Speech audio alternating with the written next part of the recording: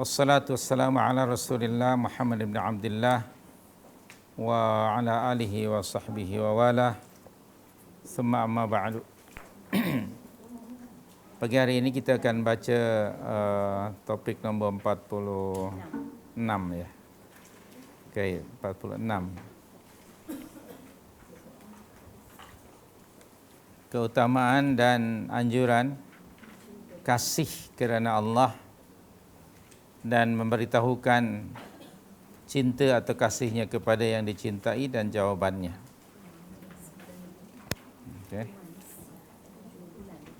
Jadi al-muallif atau pengarang buku ini Imam An-Nawawi dalam bab ini menjelaskan pada kita yang pertama tentang keutamaan mahabbah atau kasih kerana Allah.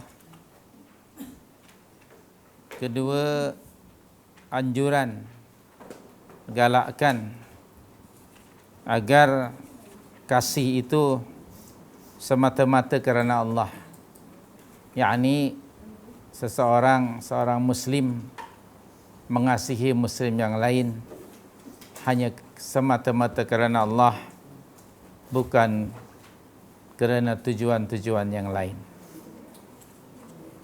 Keduanya, dianjurkan boleh memberitahukan mahabbahnya itu kepada orang yang disayanginya.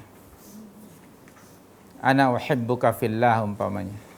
Ya fulan, ana uhibbuka fillah. Wahai fulan, saya kasih kepada anda kerana Allah. Saya kasihkan anda kerana Allah. Boleh perkataan itu diucapkan. Dan kemudian bagaimana cara menjawab kalau ada orang yang mengatakan ana uhibbuka fillah? Jawabannya apa? Itulah 4 perkara yang akan dijelaskan dalam bab ini oleh al-muallif An-Nawawi rahmatullahi alaihi. Sudah buat ke belum? Hadis yang ke? Baik. Yang mana tu?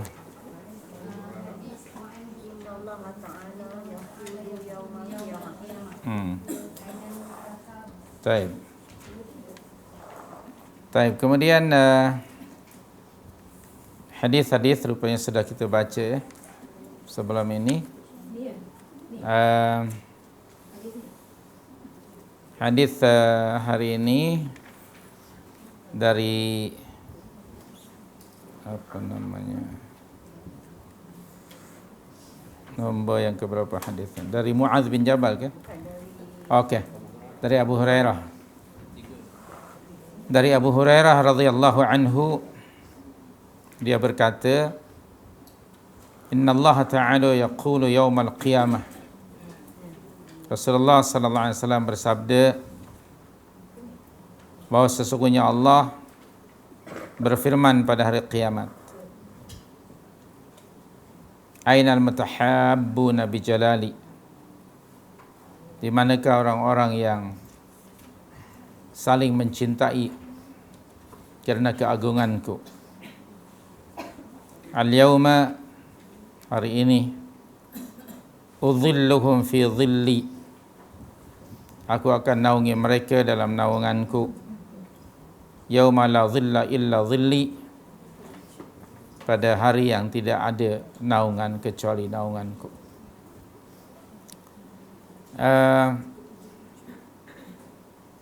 Hadis ini hadis futuristik. Maksudnya Rasulullah memberitahukan kepada kita apa yang akan difirmankan Allah pada hari kiamat. Belum berlaku lagi kiamat, tapi pasti akan berlaku. Yaitu Allah Maha mengetahui akan bertanya kepada makhluk-makhluknya dengan pertanyaan, Ainal mutahabbuna bi jalali. Al-mutahabbun itu disebut wazan lil musyarakah. Asalnya tahabba yatahabbu, mutahabbun orangnya. Orang yang saling mengasihi semasa hidup di dunia dahulu, mereka saling mengasihi itu bijalalillah, kerana keagungan Allah. Tentu saja yang dimaksud al-mutahabbun di sini orang-orang mukminun.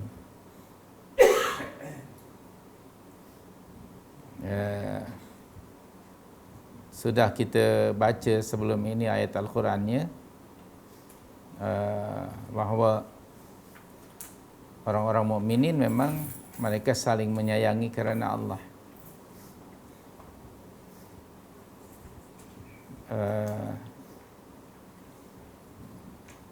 Dalam surah 48 ayat 29 merujuk pada para sahabat radhiyallahu anhum ajma'in.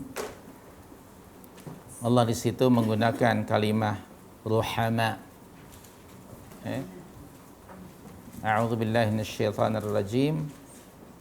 Muhammadur Rasulullah walladzina ma'ahu asyidda'u 'alal kuffar ruhama bainahum.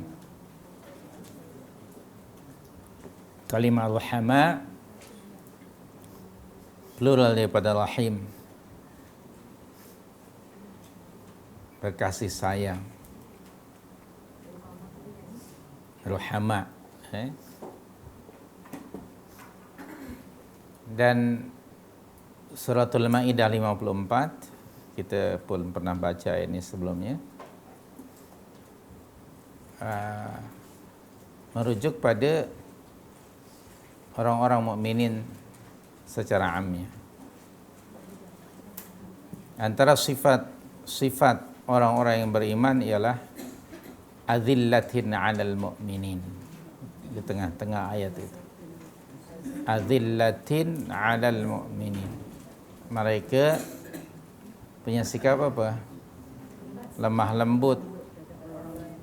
Lemah lembut berarti tolong menolong, bantu membantu, hormat menghormati, kasih mengasihi antara satu dengan yang lainnya kerana Allah.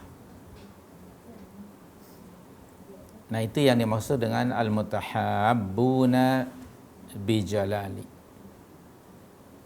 Jadi hadis ini menjelaskan kepada kita tentang fadilat, keutamaan al-mahabbatu lillah, kasih kerana Allah. Hingga di akhirat nanti mereka ini dicari oleh Allah. Mana dia al-mutahabbuna waktu di dunia dahulu bijalali? Allah Maha mengetahui. Tapi nak menerangkan tentang fadilat. Hendaknya hadis ini memotivasi diri kita untuk kita saling mengasihi kerana Allah. Okay? Jangan saling mengasihi kerana yang lainnya. Ini tentang fadilat al-mahabbatu lillah. Hingga Allah akan mencari dan menyeru mereka dengan seruan yang tertentu saja kepada mereka. Ainal mutahabbuna bijalali. Tentu ini seruan menunjukkan Allah kasih. Karena waktu di dunia pun memang Allah pun kasih pada mereka, mereka pun kasih pada Allah. Tadi itu surah 5:54, sifat mereka itu yang pertama yuhibbuhum, keduanya wa yuhibbunah, ketiganya baru azillatina 'alal mu'minin. Bukan begitu? Jadi ainal mutahabbuna bijalali. Nah, semoga ini hadis ini memotivasi kita. Kita ketepikan mahabbah yang ada sesama kita mungkin selama ini kerana mahabbah kerana ada kepentingan ekonomi, politik, ada kepentingan dan lain sebagainya. Kita ketepikan. Ditukar ganti, diubah dengan mahabbah lillah. Fadilatnya subhanallah. Ainal mutahabbuna bijalali. Kemudian tentu saja Allah tidak mengharapkan jawaban. Mereka tidak menjawab, nahnu, kami sinilah ya Allah. Tidak pula mereka perasan. Sebenarnya ini adalah satu label yang diberikan oleh Allah pada mereka. Maka mereka tidak segera merespon kan? Dari sekian bilion manusia Allah bertanya, "Ainal mutahabbuna bi jalali?" Suruh mereka semua angkat tangan. "Here lah, we are here. We are here, oh my God." Tak ada. No need. Apa jawabannya? Ini hendak menunjukkan fadilat, betapa kasihnya Allah kepada mereka. Hingga mereka disuruh dengan special seruan begitu. Kalau orang ramai kan, "Woi orang ramai," semua orang kan. Tapi bila diseru, "Mana dia orang-orang negeri 9?" Misalnya kan orang Nogori, semua bangun. Okey? Yang lain tak kena sebut, orang Johor segala macam tak ada makna. Kan? Nah, orang Nogori saja. Maka kembanglah hidung pun. Gitu. Okey. Nah, ini Allah menyeru, "Ainal mutahabbuna bi jalali." Subhanallah. Ayo kita asaskan mahabbatuna, kasih kita di atas jalalah, kemuliaan, keagungan Allah Subhanahu wa taala. Kerana Allah spesial betul ya. Kemudian setelah itu Allah Subhanahu wa taala memberitahukan kelebihan samarat, buah dari kasih Allah kepada mereka. Apa dia? Uzilluhum al-yawma ay pada hari ini, hari kiamat. Pada hari kiamat, hari hasyar, nanti apabila Allah menggantikan dunia ini dengan dunia yang lain, pada hari itu disebut Yaumul Hasyar. Tidak ada seorang pun yang dapat bersembunyi di sebalik sesuatu. Semuanya nampak jelas. Tak ada sebatang pokok pun yang sekiranya ada pokok itu, orang mungkin boleh hide di sebalik itu. Tak ada. Tidak ada bangunan. Semuanya rata. Sehingga jelas. Satu. Keduanya, keadaan kiamat pada masa itu, huru haranya subhanallah sangat dahsyat. Antaranya jarak matahari begitu hampir sekali. Biasanya kita sekarang di dunia pun bila panas kita perlu payung untuk menghalangi diri kita dari sinarnya, atau mungkin kita nak berlindung di sebalik sebatang pokok ataupun di bawah pokok yang rindang daunnya. Pada hari itu tidak ada. Disebut di sini yauma la zilla illa zilli. Pada hari tidak ada zil. Pada hari ini tidak ada naungan, tidak ada sesuatu yang seseorang boleh bernaung di bawahnya dari terik matahari. Tidak ada. Illa zilli. Melainkan Allah, sebab yang berkuasa hanya Allah pada masa itu. Allah maliki yaumiddin. Dulu hari yaumul qiyamah, luar biasa. Dan orang, semua manusia pada masa itu memerlukan zilal, memerlukan naungan, shade, untuk menaungi mereka. Memerlukan zilal. Tapi tidak ada sesiapa pun juga yang kuasa untuk melindungi dirinya dari terik matahari yang dahsyat pada masa itu. Illa zilli, Allah berfirman. Kecuali dari Allah. Nah, orang yang akan mendapat naungan pada hari itu dari terik dan kedahsyatan huru hara kiamat adalah al-mutahabbuna lillah.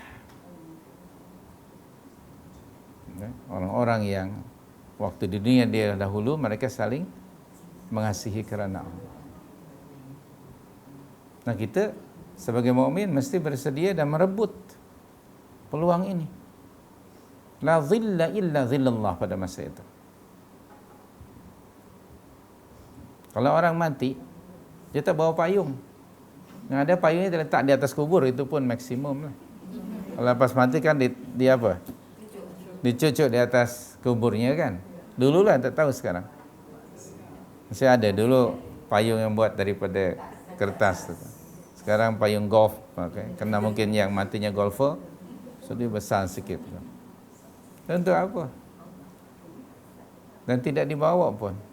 Tidak ada orang yang membawa. Tidak ada zilal illa zillallah pada masa itu. So, sekiranya kita tentu saja sebagai mukmin, kita sangat mengharapkan bahwa kita termasuk salah seorang yang akan berada fi zilalillah. Bukan begitu harapan kita? Syaratnya apa menurut hadis ini? Kita mesti saling menyayangi kerana Allah. Mesti kerana Allah, bukan karena yang lain. Ramai orang yang berkasih sayang di dunia yang tidak diasaskan kerana Allah, dengan macam-macam hujjah dan alasan. Semuanya itu tidak memberi manfaat, tidak berguna sedikit pun pada mereka, kecuali melainkan orang yang mutahabbuna bijalalillah, karena keagungan Allah Subhanahu wa taala.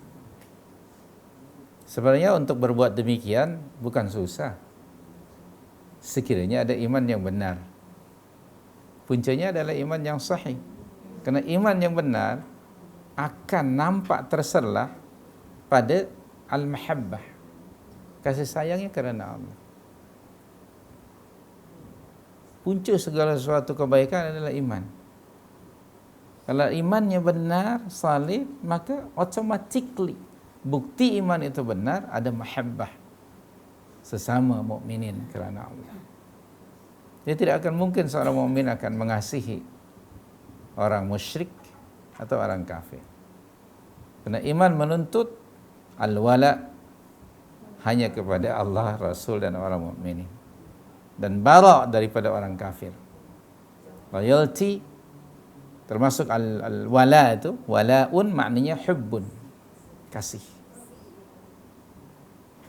So itu orang-orang mukminin, baik tadi para sahabat kan sudah kita baca, demikian juga tadi surah 5 ayat 54, dan juga pada ayat yang lain, surah Al-Hasyr ayat 10, setelah generasi sahabat, tabi'ut tabi'in diikuti oleh wa tabi'ihim ila yaumiddin. Surah 59 ayat 10. Bismillahirrahmanirrahim. Walladzina ja'u min ba'dihim. Dan orang-orang yang datang setelah para sahabat. Mereka itu merujuk kepada para sahabat yang disebut pada ayat sebelumnya 7, 8 disebut itu. Kan? 7, 8, 9 itu tentang Muhajirin dan Ansar. Walladzina ja'u min ba'dihim. Siapa mereka? Tabi'in, tabi'un tabi'in, seterusnya hingga hari ini, hingga hari kiamat. Walladzina ja'u min ba'dihim yaqulun, mereka berdoa kepada Allah, Rabbana ighfir lana, ya Rabb kami ampunilah dosa-dosa kami, wa li ikhwanina, dan bagi ikhwan kami, saudara-saudara kami, saudara seagama maksudnya, alladzina sabaquna bil iman. Siapa mereka ikhwan ni? Orang-orang yang telah mendahului kami dalam iman. Alladzina sabaquna bil iman, siapa? Muhajirin dan Ansar. Itu yang dimaksud alladzina sabaquna bil iman. Bagi tabi'in, Muhajirin dan Ansar. Bagi tabi'un tabi'in, tabi'in. Bagi tabi'un tabi'in wa tabi'ihim, tabi'un tabi'in, terus. Baik. Wala taj'al fi qulubina ghilla. Jangan kau jadikan dalam hati kami apa?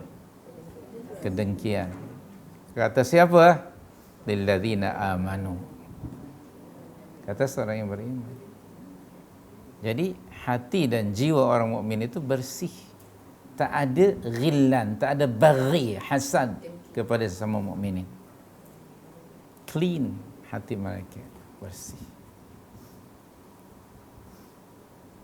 Subhanallah. Kalau kita lihat realiti hari ini macam mana ya? Rasanya antara ayat itu dengan kita hari ini macam apa? Kontradik. Coba kita bercerminlah pada ayat itu. Okay. Seharusnya kita seperti ayat itu kan, wala taj'al fi qulubina ghillan lil ladzina amanu. Hari ini justru ada ghil, ada baghi, ada hasad sama orang mukminin. Sehingga harus bertanya itu tentang menilai kembali iman yang ada pada setiap individu muslim. Hal nahnu mu'minun? Adakah kita benar-benar a true believer? Okay. Pertanyaannya di situ. Karena kalimat di situ, walladzina ja'u min ba'dihim, yang alladzina sabaquna bil iman, yang telah mendahului kami dalam beriman kepada Allah dan Rasul. Jadi kata kuncinya di situ. Maka dia ulang tadi, wala taj'al fi qulubina ghillan lil ladzina amanu. Kembali lagi pada iman. Jadi puncanya di situ. Jadi segala kecelaruan, segala perkara yang kontradiktif ya, realiti umat Islam hari ini, kehidupan umat Islam hari ini dengan Al-Quran. Sebenarnya umat Islam kita mesti ada upaya untuk menilai kembali iman kita. Kenapa? Kenapa kita mendapati diri kita kontradik dengan Al-Quran? Ketika itu berlaku, jangan salahkan Al-Quran. Jangan kata Al-Quran irrelevant with us because we are modern people. Jangan. Bila berlaku tu contradiction macam itu, maknanya yang harus dibetulkan dan dikembalikan kepada kebenaran adalah orang ramai. Manusia bukan Al-Quran. Ya, kalau kita fikir macam itu, subhanallah, rasa masih jauh ya. Sejauh perjalanan ini. Kasih sayang kita sekarang sesama kita hari ini bukan, kadang-kadang mungkin bukan karena iman. Okay. Kalau ada iman tidak mungkin berlaku perpecahan dalam segala bentuk. Kalau ada perpecahan pun, perbezaan pendapat segera akan kembali pada Al-Quran dan Sunnah. Nah, hari ini ya Rabb nak mencari mahabbah bainal mu'minin hari ini. Hadanallah wa iyyana, semoga Allah memberikan taufik pada kita agar umat Islam kembalilah dalam konteks mahabbah saja. Belum nampak lagi. Wala taj'al fi qulubina ghillan ladzina amanu rabbana innaka ra'ufur rahim. Kita selalu berdoa dengan doa ini kan? Tapi jangan-jangan lepas berdoa saling menyikut satu dengan yang lain. Nah itu dia.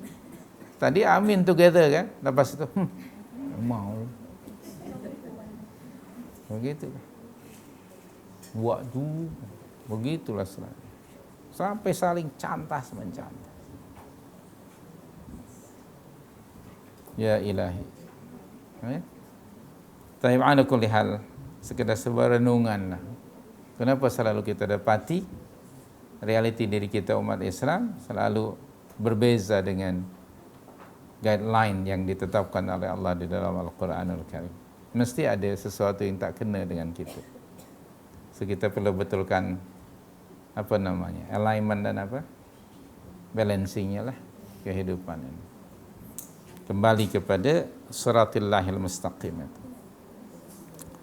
Fa'ala kulli hal, hadis ini menjelaskan kepada kita tentang fadilat, keutamaan orang-orang mukminin yang mutahabbuna kerana Allah semata-mata. Semoga sekali lagi kita dapat melaksanakan ayat ini, ada hadis ini dalam kehidupan kita. Ketepikan ta'assub fanatik dan mahabbah yang diasaskan pada yang lainnya. Hanya mahabbah di atas yakni jalalillah, keagungan Allah. Hadis berikutnya juga dari Abu Hurairah ya. Dia berkata, qala Rasulullah sallallahu alaihi wasallam, "Walladhi nafsi biyadihi la tadkhulul jannah hatta tu'minu." wala tu'minu hatta tahabbu. Awala adullukum ala syai'in idza fa'altumuhu tahabbabtum afshus salam bainakum. Rawahu Muslim. Demi Allah yang jiwaku ada di tangannya. Rasulullah bersumpah. Bila Rasulullah bersumpah mesti ada perkara yang amat sangat mustahak dan penting. Dan dari sudut kandungannya, maknanya kita sebagai mukmin we have to do it lah. We have to implement. Karena ini perkara yang sangat penting. Walladzi nafsi biyadihi. Sebab setiap nafs, jiwa kita ni memang biadillah kan. Ini tangan Allah kita ni. Allah lah yang mengambil dan Allah yang memberi. Walillahi ma akhadha wa lahu ma a'ta. Dalam ucapan ta'ziyah begitu. Bagi Allah kuasa mengambil dan memberi. Kita milik Allah. Jiwa kita ni memang milik Allah anytime. Okey, Allah akan mengambilnya. Walladzi nafsi biyadihi. Dari kawalan Allah Subhanahu wa taala. Kalau kita sentiasa ingat macam itu, biiznillah akan selalu dekat pada Allah. Ingat kepada Allah. La tadkhulul jannah hatta tu'minu. Kamu, maksud kamu tentu orang mukminin, ya. Umat Rasulullah sallallahu alaihi wasallam. Kamu tidak akan masuk syurga hingga kamu beriman. Itu poin yang pertama. Maknanya orang kafir, musyrik akan masuk syurga tak? Tidak. Jadi antara syarat utama seseorang itu akan dimasukkan ke dalam syurga Allah dengan rahmatnya adalah kerana iman. Wa huwa mu'min, bukan hanya sekadar amal yang saleh. Dalam surah 16:97 kan, wa huwa mu'min. Bismillahirrahmanirrahim. Surah 16:97. Man 'amila salihan min dzakarin aw untha wa huwa mu'min. Wa huwa mu'min di situ.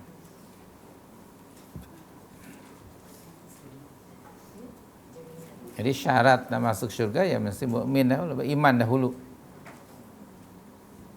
Kamu tidak akan masuk syurga hingga kamu beriman. Ini menunjukkan bahawa iman yang benar, iman kepada Allah dan kepada perkara-perkara yang wajib diimani adalah perkara yang amat sangat pokok. Ini foundation. Maka jangan bincang dulu benda-benda yang lain. Betulkan dahulu iman. Dia foundation. Rumah ini dibina di atas foundation yang kuat. Sebelum ada tiang, sebelum ada bumbung, tentu ada apa? Foundation kan? Sangat kuat di bawah ini.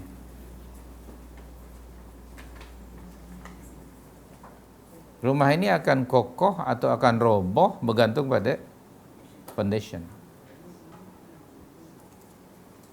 Okey? Jangan berkhayal dan masuk syurga kalau tidak beriman. Keinginan masuk syurga ni naluri manusia nampaknya. Kalau anda baca dalam Newsweek Time atau mana-mana lah akhbar bahasa Inggeris, kalau ada orang yang mati non-Muslim, dia selalu apa? Dia sedang rest di mana? Di heaven. Begitu. Dia sedang dalam syurga dia. Heaven. So maknanya mereka juga believe that there is a heaven. And naturally mungkin setiap insan they want to be admitted into paradise. Setiap orang. Hatta orang Yahudi dan Nasrani yang degil, yang musyrik macam itu pun mereka mengatakan dalam Al-Baqarah 111 Allah bagi tahu kan, Wa qalu la yadkhulul jannata illa man kana hudan aw nasara. Hatta orang Yahudi, orang Kristen, apalagi menurut firman Allah di situ, nampaknya syurga itu sudah dibook oleh Yahudi dan Kristen. Surah Al-Baqarah 111 kan? Wa qalu la yadkhulul jannata illa man kana hudan aw nasara. Lalu apa komen Allah firman? Tilka amaniyuhum. Mengkosong. Jadi kalau nak masuk syurga mesti beriman. Practically Rasul sallallahu alaihi wasallam menjelaskan, menerangkan konsep iman dan mengajak orang pada iman ini makan masa lebih kurang 13 tahun. Lebih kurang 13 tahun. Di Makkah Al-Mukarramah Nabi menjelaskan 3 komponen penting dalam rukun iman. Dalam surah-surah Makkiyah, 86 surah-surah Makkiyah selalu diurang 3 poin yang terpenting. Believe in oneness of Allah, believe in hereafter, believe in the messengership and the messenger and the Al-Quran. 3 perkara. Surah Yasin yang Anda sudah hafal, perhatikan. 3 komponen ini disebut oleh Allah. Menerangkan tentang wahdaniyatullah, menjelaskan tentang Rasul dan risalah, messenger and the message, menjelaskan tentang hari kiamat. Surah Yasin, di awal-awal Allah sudah beritahu.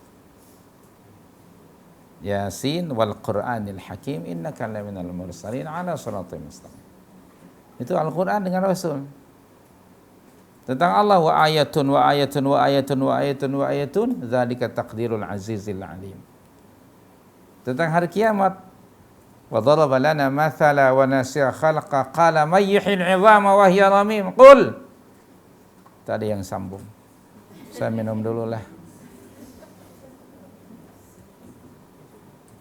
Qul yuhyiha alladhi anshaha awwala marrah wa huwa bikulli khalqin alim. Jadi surah-surah Makkiyah Anda kaji 3 komponen ini. 86 surah 13 tahun menerangkan tentang al-imanu billah wal imanu birrisalah wal imanu bil yaumil qiyamah, yaumil akhir.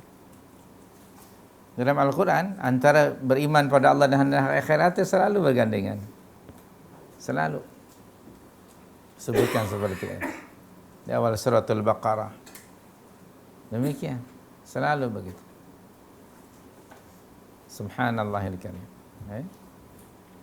Jadi la tadkhulul jannah hatta tu'minu. Saya dan Anda ni hampir sama lah. Saya diajar agama tidak mula dari bab iman. Tidak bermula dari bab iman. Bermula dari bab taharah. Kan? Bab taharah. Kan, air, najis, itu yang kita. Tapi kita tidak mengenali Allah. Iman kita rapuh. Akidah rapuh. Padahal itulah yang didahulukan dan diutamakan. La tadkhulul jannata hatta tu'minu. Imanan sadiqa, imanan jazima. Iman yang disebut tidak ada raib di dalamnya. Ingat surah 49 ayat 15 kan. Di situ iman yang tidak ada raib. Iman yang benar-benar solid. Iman yang diumpamakan oleh Allah sebagai apa? Sebatang pokok yang akar tunjangnya menjunam ke bawah kan, di dalam surah 14 ayat 24 itu. Jadi banyaklah ayat dalam Al-Quran Al-Karim. Tadi 49, 15, kemudian surah yang ke-14 ayat 24. Jadi kita balik lagi, la tadkhulul jannata hatta tu'minu. Oleh itu kita mesti apa? Ada pernah dengar tak satu hadis yang bunyinya jaddidu imanakum bila ilaha illallah. Perbaharuilah iman kamu dengan la ilaha illallah, bukan mengucapkan lafaznya. Kefahaman itu makna la ilaha illallah itu. Substannya itu. Kalau mengulang-ulang lafaz kalimat tauhid itu, saya percaya mungkin saya termasuk umat Islam yang paling banyak mengulang-ulang dibandingkan dengan sebelum ini. Tapi sekedar di bibir saja. Tapi dan daily activity ternyata berbeza dengan itu. Seharusnya kalimat tauhid itu mewarnai ucapan dan perbuatan kita. Nah, realiti yang ada lagi sekali bahwa kalimat itu masih belum nampak warnanya dalam kehidupan kita. Hanya dalam bentuk ritual saja, la ilaha illallah, la ilaha illallah, tapi realiti hidup masih jauh. Baik, berikutnya wala tu'minu hatta tahabbu. Dan kamu tidak akan beriman dengan iman yang sempurna hingga kamu saling mencintai kerana Allah. Perhatikan. Jadi iman kalau begitu bukan sesuatu yang sifatnya passive and stagnant. Iman itu sesuatu yang hidup. Dan nampak ia hidup. Di mana boleh kita lihat adanya iman? Dalam mahabbah. Antaranya dalam mahabbah. Kalau ada iman yang benar, maka mahabbahnya pun benar. Mahabbahnya kasih sayangnya kerana Allah. Baik, hatta tahabbu. Kamu saling mengasihi. Yang diasaskan di atas iman yang benar. Tahabbu itu kan verb, kata kerja, present and future. Saling mengasihi itu apa? Bukankah itu kata kerja yang saling, maknanya aktif kan? Bagaimana cara buktinya saling mengasihi kerana Allah? Ada dilaksanakan dalam bentuk at-tawasi bil haqq, wat-tawasi bil sabr, wat-tawasi bil marhamah. Sharing kebaikan, menasihati saudaranya jika dia minta nasihat, mengingatkan jika dia lupa, menunjukkan jika ia sesat. Jadi sentiasa memberi kemaslahatan, kebaikan pada orang lain. Hatta tahabbu, kamu harus saling mengasihi. Maka perlu dibuktikan kan kasih itu. Tidak cukup dengan ucapan saja. Antaranya saling at-ta'awun 'alal birri wat taqwa. Kerjasama dalam melakukan kebaikan. Righteousness and piety. Itu perlu dibuktikan itu. Jadi iman itu bukan sesuatu, sekali lagi, iman bukan sesuatu yang sifatnya stagnan. Dan iman itu bukan hanya di sini, bukan hanya di dada. Salah faham orang yang mengatakan ini nih yang penting sini. Mati dia harus dibuktikan. Tak akan diterima orang mengatakan saya kasih kepada anda hanya dengan hati. Jumpa dengan dia, apa maksudnya? Cinta dalam hati saja tak boleh. Atau dengan mulut saja pun tidak cukup. Kan hanya cakap saja tidak cukup tanpa ada bukti. Sebuktinya apa tadi tahabbu? Iman itu mesti ada mahabbah. Apa bukti ada mahabbah? Maka Nabi memberikan formulanya untuk memupuk, membajai, menyuburkan kasih sayang sesama kamu. Awala adullukum ala syai'in idza fa'altumuhu tahabbabtum. Mau tak kamu sekalian aku tunjukkan suatu perkara, suatu aktiviti, satu perbuatan yang apabila kamu melakukannya, niscaya kamu saling menyayangi, mengasihi antara satu dengan yang lain. Baginda tidak menunggu jawaban para sahabat. Pertanyaan itu maknanya to attract our attention. Maka Nabi sendiri, para sahabat tidak juga menjawab kan? Tapi jawabannya apa? Nabi sendiri menjawabnya. Itu apa dia? Afshus salam bainakum. Ini formula nabawi. Formula nabawi ini. Yang tentu datang dari langit. Antara faktor untuk memperkuat mahabbah sesama mukminin ialah ifsya'us salam. Menyebarkan salam. Salam secara literally bermakna sejahtera, keselamatan. Dan salah satu di antara nama Allah adalah As-Salam. Surah 59 yang Anda sudah hafal itu. Pada ayat yang ke-20 23 ke. Huwallahu alladzi la ilaha illa huwa al-Malik al-Quddus as-Salam al-Mu'min. Ifsya'us salam. Afshu as-salam fima bainakum.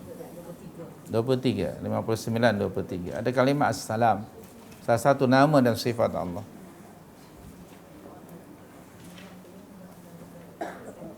Jadi bila Nabi SAW memberitahukan kepada kita formula untuk menguatkan kasih sayang sesama kita, we have to implement then. Assalamualaikum sesama kita. Sabda Rasul adalah wahyu dari Allah. Jadi jangan dianggap mengucapkan salam sesama kita, jangan dianggap benar remeh. Ini perintah daripada Rasul. Bayangkan kita, minta maaf ya, mengucapkan ifsya'us salam mungkin baru. Ada 20 tahun, 30 tahun, dulu kita dengan bangga, hi, good morning. Subhanallah, dulu kan begitu. Selamat pagi Bu, orang Jawa kata. Selamat sore. Dulu kan begitu, selamat malam, selamat pagi cikgu. Tanpa kita sedari. Penjajahan sampai ke peringkat greeting pun dihabiskan oleh penjajah kita, dijauhkan umat Islam dari Islamic greeting yang datang dari langit. Dan ada macam bangga kalau sudah menggunakan greeting orang lain. Rasa ada kelas. Kalau cakap good morning, selamat pagi, baju kuning, belum mandi. tak ada yang baju kuning. Itu good morning. Oh, bangga betul. Saya lupa bahasa Belandanya apa. Kadang-kadang orang-orang lama di Indonesia pun begitu. Bangga betul. Kalau ada orang mengucapkan salam itu dah tak lebay dah. Kampungan. Kalau kata pun kalau bagi salam pun dia dianggap itu dah apa namanya? Low class lah.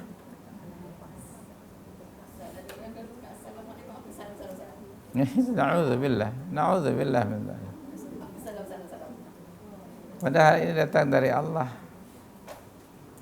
Budaya orang Arab mengatakan seperti kita, sabahul khair, kan? Masaul khair. Orang Arab biasa macam kita juga. Jadi kalimat Assalamualaikum warahmatullahi wabarakatuh ini bukan budaya Arab. Ini tahiyyatan mubarakatan min indillah. Greeting yang diberkati datang dari sisi Allah. Nanti Anda baca Riyadhus Shalihin volume yang kedua, ada khusus Kitabus Salam, bab tentang greeting pada second volume. It's a serious matter. Perlu dicatat. Apa jua yang dijelaskan oleh Allah dan Rasulnya, baik berupa perintah atau larangan, anjuran, jangan sekali-kali dianggap benda itu remeh. Dan tidak ada yang datang dari Allah dan Rasul melainkan penting belaka. Penting belaka. Baik. Jangan menganggap misalnya penting salatnya yang penting, greetingnya tak penting. Tak.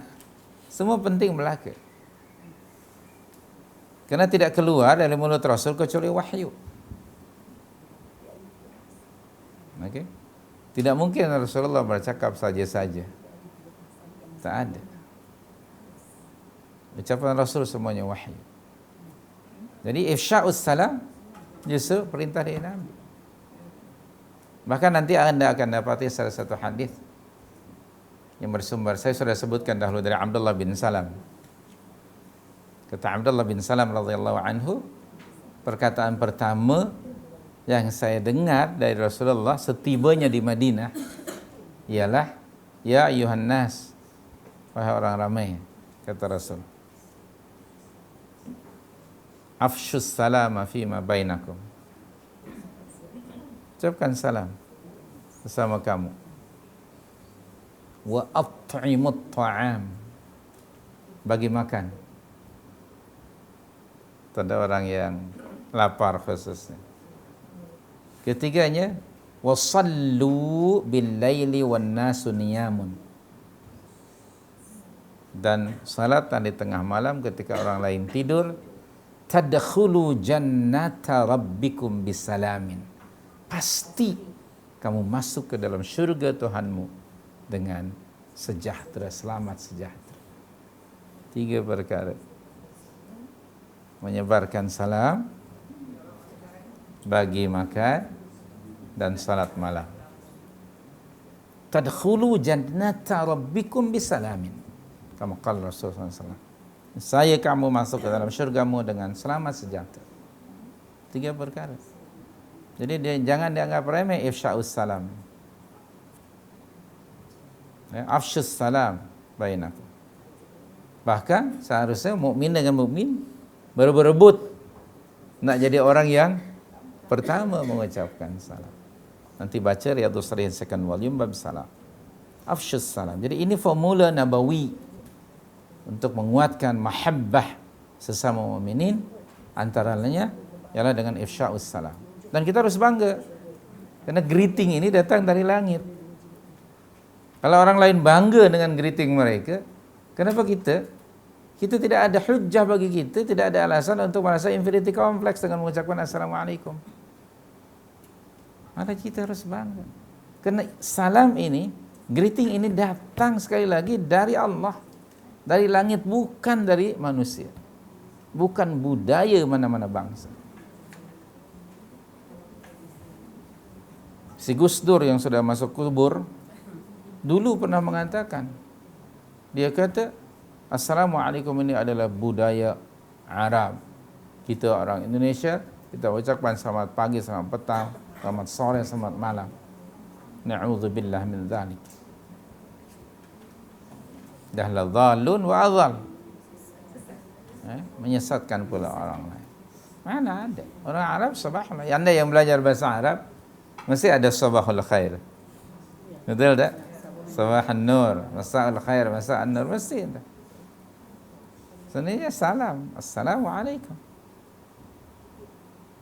Ini adalah tahiyyatan mubarakatan min indillah. Greeting yang diberkati datang dari sisi Allah. Kalau orang bukan Islam, cakap salam begitu. Boleh menjawab, boleh tidak. Boleh menjawab wa'alaikum, cukup. Cukup itu saja, wa'alaikum. Baca kitab Riyadhus Shalihin second volume. Pertanyaan itu akan ada jawabannya hadis. Itu alaikum. Wa'alaikum cukup. Okey, kepada kamu. Cukup one word. Baik. Dan tidak perlu salam ini ditukar dengan salam-salam yang lain.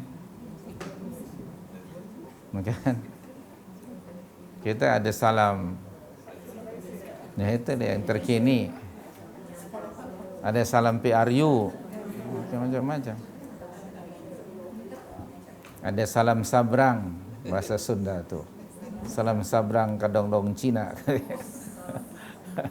Tak tahulah. Salam macam-macam lah. Ada salam itu, salam ni ya Rabbi ya Karim. Kadang-kadang kalau kita tengok di media massa kan, newscaster ni. Macam-macam. Cukup dengan satu saja. Okey, walaupun di situ ada non-muslim, cukup saja. Assalamualaikum warahmatullahi. Ada orang muslim dan non-muslim. Tak perlulah ada salam-salam yang lain. Salam Selangor, yakini Selangor, atau salam sayangi Selangor, tak payah. Assalamualaikum sudah. Baik. Ala kulli hal jangan ditukar-tukar. Ini suatu yang sabit, tetap dalam syariat. Afshus salam bainakum. Jadi kita sekarang mesti sekali lagi mempraktikkannya.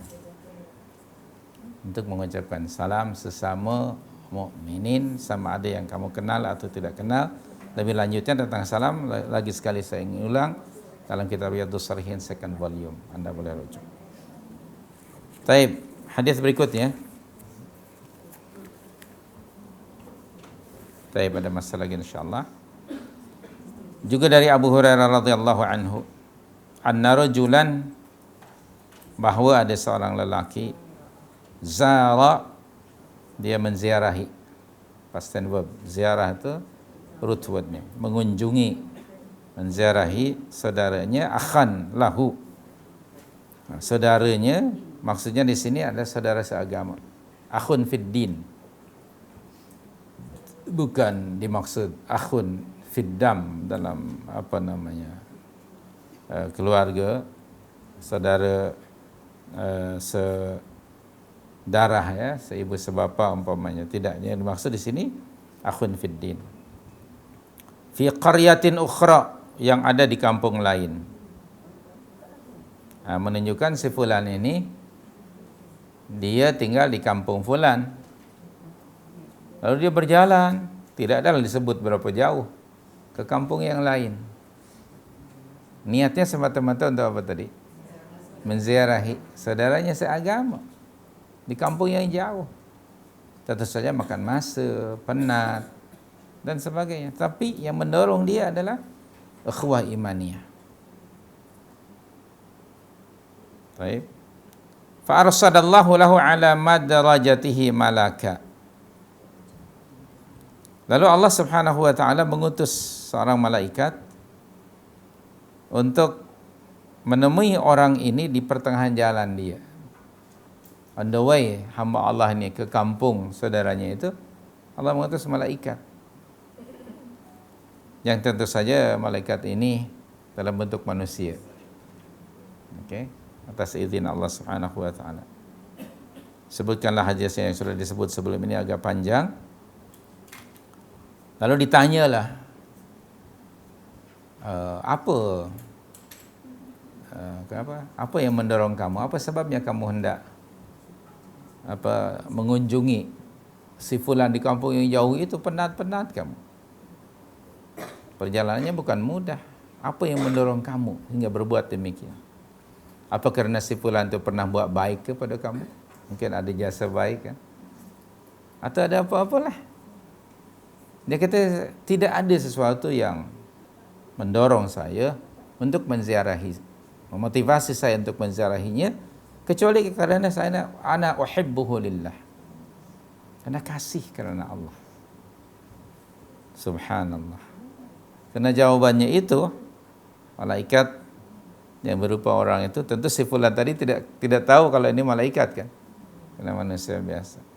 Kena ucapannya, saya nak menziarahi si fulan ini, uhibbuhu lillah, saya kasih kerana Allah, maka subhanallah, on the spot Allah merintahkan malaikat untuk menginformasikan tentang mahabbatullah kepadanya. Innallaha, malaikat yang berkata pada orang ini, sesungguhnya Allah Subhanahu wa taala qad ahabbaka, telah mengasihimu, mencintaimu. Qad ahabbaka, to emphasize qad, pasti dan sudah berlaku ini. Sesungguhnya Allah telah mencintaimu, kama ahbabtahu fihi, seperti mana kamu telah mencintai saudara kamu itu kerana Allah Subhanahu wa taala. Subhanallah. tentang fadilat mahabbah kepada Allah. Dia mendapatkan bisyarah, good news dari Allah melalui malaikat ini. Betapa Allah suka apa yang dibuatnya itu. Iaitu menziarahi saudaranya seagama hanya kerana Allah, tidak kerana sebab yang lain. Bila Allah suka, tentu amalan ini amalan yang sangat mulia. Seorang mukmin akan terus berusaha untuk melakukan, mengucapkan sesuatu yang disukai Allah dan diridainya. Terlalu banyak perkara yang disukai dan diridai Allah, yang bila dilakukan akan mendapat mahabbatullah, kasih sayang Allah. Antaranya ialah menziarahi saudaranya seagama hanya kerana Allah Subhanahu wa ta'ala. Subhanallah. Inna Allah qad ahabbaka kama ahbabtahu fihi. Ini tentang fadilat mahabbah kerana Allah Subhanahu wa ta'ala. Al-hubbu fillah, kasih kerana Allah Subhanahu wa ta'ala. Sudah mendapatkan bisyarah dari Allah di ketika orang ini masih hidup. Kalau Allah sudah yuhibbuhu, Allah sudah suka kepadanya, maka semua yang dilakukannya pasti anda di bawah naungan dan bimbingan Allah. Apa yang diucapkannya pasti sesuatu yang diridai Allah. Yang keluar dari mulutnya yang diridai Allah. Apa yang dilakukan melalui tangannya sesuatu yang diridai Allah Subhanahu wa ta'ala. Maka itu kita selalu memohon kepada Allah, Allahumma waffiqni lima tuhibbu wa tardah. Ya Allah, taufikkanlah saya pada perkara yang engkau sukai dan engkau ridai. Allahumma, ya Allah, waffiqni, taufikkanlah saya lima tuhibbu, pada perkara yang engkau sukai, engkau cintai, wa tardah, dan pada perkara yang engkau ridai. Kadang-kadang saudara-saudara atau kawan-kawan saya orang Arab, kalau mereka kirim surat, SMS, atau kalau cakap, kadang-kadang di hujungnya akan ditulis waffaqakumullah atau waffaqana Allah wa iyyakum lima yuhibbuhu wa yardah. Semoga Allah mentaufikkan anda dan kami pada perkara yang disukai dan diridainya. Bila baca itu rasa sejuk hati. Amin. Kita kan jarang. Kalau kita kan ujung ini see you. Itu kalau kita itu see you in the court ke, see you in the food court ke, banyak court ni. See you in food court itu. Asyik court aja semua. Yes. Allahumma waffiqni atau waffiqna kalau ramai lima tuhibbuhu wa tardahu, itu aja. Allahumma waffiqni lima tuhibbuhu wa tardahu, itu aja. Allahumma alif lam lam ha mim, kan? Allahumma, betul? Alif lam lam ha mim, Allahumma. Waffiqni waw fa qaf nun ya. Waffiqni, di atas fa itu ada sabdu. Waw fa qaf nun ya. Waffiqni. Waw baris di atas, fa ada sabdu. Okey, baris di bawah, qafnya baris sukun, nun dan ya, nun baris di bawah. Waffiqni. 5 lam dan mim alif. Lam baris di bawah, mim alif 5. Tuhibbuhu ta ha ba ha.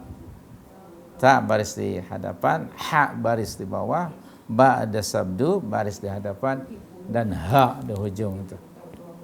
lima tuhibbuhu yang engkau cintai. Wa tardahu, waw baris atas, ta ra, ta baris atas, ra baris mati, dad alif, dad baris di atas, alif, ha baris di hadapan, ha bulat ya. Wa tardahu, tarda yang kau ridai. Allahumma waffiqni lima tuhibbuhu wa tardah. Ya Allah, taufikkanlah saya pada perkara yang engkau sukai dan yang engkau ridai. Gitu, Allahumma amin. Atau kalau sesama kita, waffaqanallah lima yuhibbuhu wa yardah. Semoga Allah mentaufikkan kita pada perkara yang ia sukai dan ia kasih. Begitu. Kenapa? Sebab kita hanya akan dapat melakukan kebaikan itu sebenarnya ialah bitaufiqillah, dengan taufik Allah. Dengan taufik Allah. Hidayah, petunjuk, maknanya maklumat. Kalau ada maklumat, itu maknanya hidayah, petunjuk. Bila ada maklumat, ada orang yang mengambil maklumat, ada yang mungkin yang tidak. Yang mengambil maklumat, dia akan fahami dan dia kemudian ikut. Bila dia laksanakan dan mengikuti maklumat itu berarti datang nanti taufik dari Allah pada perkara yang baik. Okay. Nah, saya dan kita dapat datang ke majlis ilmu pagi hari ini dengan taufik Allah. Bi taufiqillah. Dengan taufik Allah. Baik. Jadi maknanya taufik Allah ini kehendak Allah yang bertemu dengan usaha hambanya pada perkara yang baik. Lima yuhibbuhu wa yardah. Kalau ada perkara yang dicintai dan diridai oleh Allah, berarti ada perkara yang dibenci, yang dimurkai Allah. Ada tak? Ada. Kalau lima yuhibbuhu pada perkara yang disukai, berarti ada perkara yang yubghiduhu, yang dimurkai, dimarahi Allah, Allah tak suka. Jadi maka itu tidak boleh kita menggunakan alasan taufik Allah dalam perkara yang jahat. Tidak boleh. Dengan taufik Allah saya dapat menipu pelanggan. Itu tak boleh. Tidak boleh. Allah tidak ridha pada perkara maksiat. Begitu. Jadi sekali lagi, taufik itu hak prerogatif Allah, tetapi setelah manusia kita mesti usaha. Bila bertemunya usaha manusia dengan kehendak Allah, itu disebut taufik. Okay? Mohon kepada Allah. Jadi balik lagi pada hadis yang sedang kita baca ini tentang kemuliaan dan pahala yang begitu istimewa bagi sesiapa yang mengasihi saudaranya kerana Allah, dan kasih itu hendaknya dibuktikan dengan sentiasa mendatangi atau menziarahinya. Okay, walaupun mungkin dia memakan masa untuk menemui saudaranya itu mungkin costly, tapi kerana Allah dia tidak akan merasa rugi, kerana ada gantinya dari Allah dengan sesuatu yang lebih berharga dibandingkan dengan materi. Antaranya di sini tadi, qad innallaha qad ahabbaka kama ahbabtahu fi. Ya Allah, kalau Allah sudah sayang kepada hamba-Nya, maka ya Rabb, segalanya akan baik belaka. Satu lagi hadis, berapa sekarang? 11 lebih ya. Tak apalah, kita tambah satu hadis ni. Nah. Ya.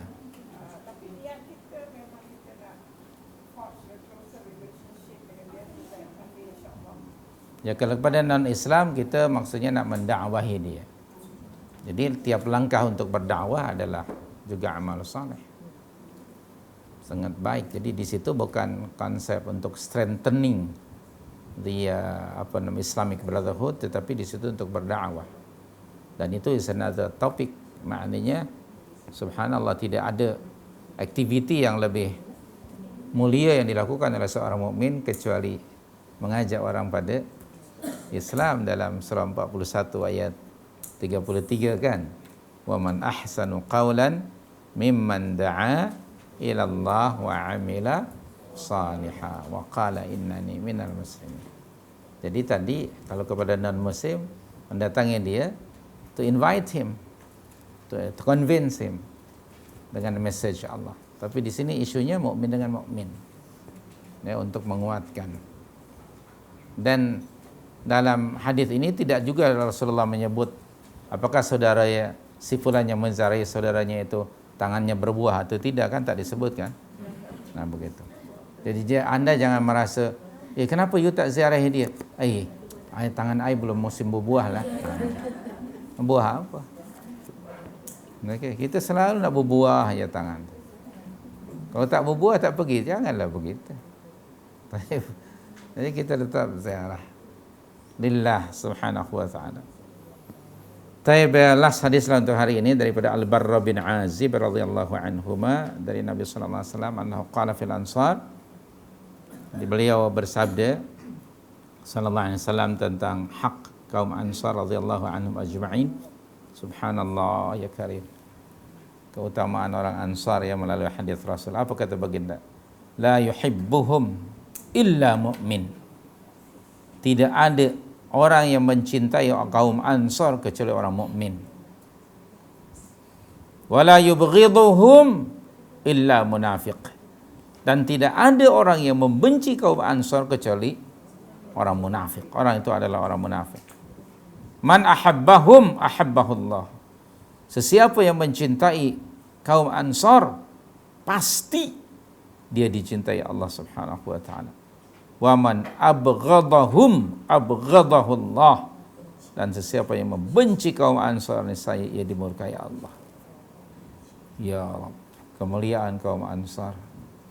Maka itu al-wala wal bara itu menuntut kita untuk mencintai sesiapa sahaja yang dicintai Allah dan Rasul. Antara orang yang dicintai Allah dan Rasul ialah kaum Ansar. Maka kita mesti mencintai mereka agar mendapat kecintaan Allah. Macam mana nak cinta kalau tak kenal? Nah, beli buku-buku yang menjelaskan tentang para sahabat. Sudah ada banyak buku-buku, coba beli. Kenali mereka. Tak kenal tak cinta kan? Kenali mereka. Saya selalu ulang di mana-mana. Kita di Nusantara tidak mengenali sahabat Rasul. Ada kecenderungan, memang ada kesengajaan untuk tidak diperkenalkan. Jangan kenal. Digantilah dengan mitos yang ada di masyarakat. Yang belum tentu ada yang namanya mitos. Atau mungkin malah kita lebih mengenali keluarga penjajah. Bukan begitu? Lebih kenal kita Queen Anne daripada Queen yang lain. Kan? Bangga betul. Begitulah. Subhanallah. Tak ramai kita orang Melayu mengenali sahabat Rasul. Tidak ramai, hanya beberapa orang. Ali melalui tongkatnya, Bilal melalui kicapnya, Fatimah melalui kacip. Lain daripada itu kita kurang kenal. Itu saya ada di Keramat itu saya ada baca buku itu, Rijalun Haular Rasul. Rijalun Haular Rasul. Sahabat-sahabat. Okey, Rasul SAW. Baca sejarah mereka. Kalau di Saudi Arabia, di Saudi, mulai dari tadika hingga university ada subjek itu. Hayatus Sahabah. Kemudian ada Hayatut Tabi'in. Sehingga rasa bangga kepada salafus saleh itu timbul. Kita kan tidak kenal. Kita Hayatu Jebat, betul. Hayatu siapa lagi? Piramli. Hayatu fulan yang macam itu. Maka itu jiwa kita kepada ulama ni agak kurang kepada para sahabat. Kalau kita ke Madinah, lebih cenderung kita ingat kurma kan? Betul tak? Ingat ajwa daripada kaum Ansar kan? Betul tak? Kadang-kadang kita kena tipu oleh penjual kurma. Dan dia pun tahu kita muka Melayu Nusantara. Kurma Nabi, kita tak boleh dengar Nabi. Ini kurma Nabi, berapa pun kita beli. Berapa? 150 ringgit, 150 rial 1 kilo. Dibelinya. Tapi suruh beli hadis 40 Nawawi 24 ringgit. Merumut. Mahal. Kan aneh ini cara kita memahami. Ke Madinah mesti ingat kurma. Betul? Kaum Ansar tidak kita kenali. Jarang. Kadang-kadang saya bincang dengan beberapa jamaah kan, bila sampai di Madinah, kenalkan siapa kaum Ansar. Supaya ada rasa apa namanya? Bangga, ingin meniru mereka di Madinah itu. Kita di Madinah selalu tak ingat ya. Kita tak ingat. Kita ingatnya pasar kurma, apa lagi? Yang dibawa lah biasanya. Saya pada Kuba lah dan sebagainya. Se-shopping aja kan. Subhanallah. Sekarang ini hotel kita turun saja sudah ada shopping di situ. Ya ilahi. Dan tidak ada orang sana yang menawarkan ini misalnya apa? Buku tentang kaum Ansar. Tak ada kan? Tak ada. Subhanallah. Ya Rabbi ya Karim. Jadi sekali lagi, tanda seorang itu mukmin apa dia? Dalam hadis yang lain Rasulullah mengatakan, min alamatil iman hubbul ansar. Dalam riwayat yang lain, dari tanda-tanda bukti-bukti iman ialah hubbul ansar, kasih mengasihi orang kaum Ansar. Wa min alamatin nifaq, makna daripada hadis ini. Dan dari tanda-tanda kemunafikan itu apa? Bughdul ansar, benci. Jadi sekali lagi, orang Ansar adalah orang yang disayangi oleh Allah. Ini kelebihan yang ada pada mereka. Orang Muhajirin ada kelebihannya. Dua-duanya Masya Allah orang-orang yang yuhibbuhum wa yuhibbunah. So, oleh itu mari kita berusahalah untuk membuktikan iman kita dengan cara mencintai kaum Ansar. Buktikan cinta itu dengan membaca sejarah mereka, hayat mereka. Kita akan dapat memetik berbagai manfaat diniyah dan dunyawiyah dari kehidupan manusia-manusia yang has been recognized their faith, their amal dan their jihad by Allah. Tidak ada seangkatan generasi manusia yang diiktiraf oleh Allah sebagai the best umat kecuali mereka. Tidak ada generasi umat Islam yang mesti dijadikan suri tauladan bagi umat ini kecuali para sahabat. Ali Imran 110 sudah kita baca. Surah 9 ayat yang ke-71 Anda sudah kasih tanda dalam Quran itu. Subhanallah.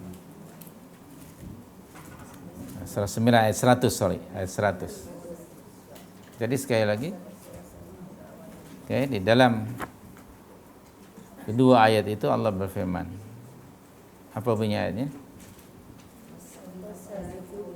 Surah 9 ayat yang ke-100, was-sabiqunal awwalun minal muhajirin wal ansar walladzina taba'uhum radhiyallahu anhum walladzina taba'uhum bi ihsanin radhiyallahu anhum wa radu anhu wa a'adda lahum jannat. Itu tentang kaum muhajirin dan ansar.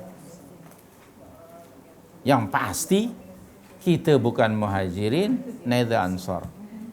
Dan huwawi walladzina taba'uhum bi ihsan. Itu untuk tabi'in hingga kita hingga hari kiamat. Dan mereka telah diiktiraf oleh Allah. Iman mereka, amal mereka, ilmu mereka, jihad mereka, segala-galanya dalam Ali Imran 110. Bismillahirrahmanirrahim. Kuntum khaira ummatin ukhrijat lin-nas ta'muruna bil ma'ruf wa tanhauna 'anil munkar wa tu'minuna billah. Kuntum khaira ummah. Kuntum past tense verb. Kamu adalah khaira ummah, the best umat. Siapa kamu? Para sahabat. Para sahabat radhiyallahu anhum ajma'in. Diiktiraf oleh Allah, pengiktirafan itu bukan dari manusia. Allahu Akbar. Maka sangat wajar kalau mereka kita jadikan sebagai role model, storyteller. Ikuti mereka. Maka kita kenalkanlah dan kita kenali mereka, para sahabat radhiyallahu anhum ajma'in. Apa ciri-ciri mereka mendapat pengiktirafan dari Allah? Yang pertama, ta'muruna bil ma'ruf wa tanhauna 'anil munkar wa tu'minuna billah. Umar radhiyallahu anhu pernah mengatakan, kalau kamu ingin mendapatkan title ataupun sampai ke peringkat khairu ummah, maka hendaknya kamu aplikasikan 3 perkara ini. Ta'muruna bil ma'ruf wa tanhauna 'anil munkar wa tu'minuna billah. Wa tu'minuna billah nombor 3, mesti dia nombor 1, karena sedang membincangkan responsibility muslim terhadap umatnya. Di zaman kita hari ini, amar ma'ruf nahi munkar nyaris tidak berjalan. Nyaris tidak dijalankan al-amru bil ma'ruf wan nahyu 'anil munkar. Dan lebih teruk lagi, tak tahulah sudah sampai atau belum, sudah terbalik. Orang menilai yang ma'ruf dianggap mungkar, yang mungkar dianggap, yang mengajak kepada yang ma'ruf dianggap yakni orang gila. Tak betul. Yang mengajak kepada yang mungkar senang dapat penaja. Begitu hari ini kan. Hingga kita tidak mampu menilai mana ma'ruf, mana mungkar. Kalau ini benar-benar berlaku, pernyataan Rasulullah 15 abad yang lalu berarti telah menjadi realiti, dan berarti kita berada pada masa yang sangat banyak fitnahnya hari ini. Hadis 40 akhir zaman, Rasulullah bagi tahu akan datang satu masa umat ini, maksudnya umat Rasulullah, cara mereka, penilaian mereka sudah terbalik-balik. Mereka akan menilai yang ma'ruf sebagai mungkar, yang mungkar sebagai ma'ruf. Yang mengajak kepada yang ma'ruf disekat, dikeji. Yang mengajak kepada mungkar dipuji dan diberi pengat. Begitulah selain. So, terima kasih. Untuk hari ini itu saja. Wallahu a'lam wa qul hadza wastaghfirullah.